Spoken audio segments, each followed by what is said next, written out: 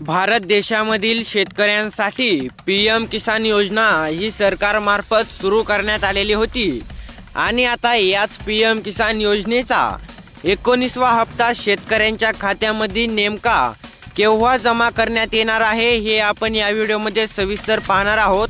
ते पाहण्या अगोदर आपल्या चॅनलला आत्ताच सबस्क्राइब करा। तर शेतकरी मित्रांनो, चला पाहूयात पीएम किसान योजनेचा 19वा हप्ता हा शेतकऱ्यांच्या खात्यामध्ये केव्हा पडणार आहे।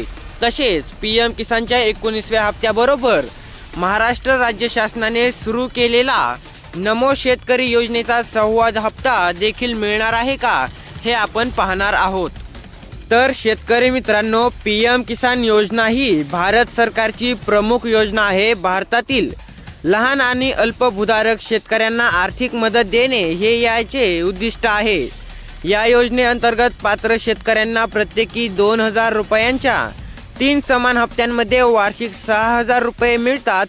हे पैसे थेट शेतकऱ्यांच्या खात्यामध्ये जमा केले जातात। या योजनेचा 18वा हप्ता हा 5 ऑक्टोबर 2024 रोजी देण्यात आलेला होता। आता किसान सन्मान निधीच्या 19व्या हप्त्याची शेतकरी हे वाट बघत आहेत। तर शेतकरी मित्रांनो, मिळालेल्या माहितीनुसार 19व्या हप्त्याचे पैसे हे फेब्रुवारी महिन्याच्या पहिल्या आठवड्यात शेतकऱ्यांच्या खात्यात जमा होऊ शकतात। मात्र याबद्दल सरकारने कुठलीही अधिकृत माहिती दिलेली नाही। पंतप्रधान किसान सन्मान निधी योजनेचे हप्ते दर 4 महिन्यांनी दिले जातात।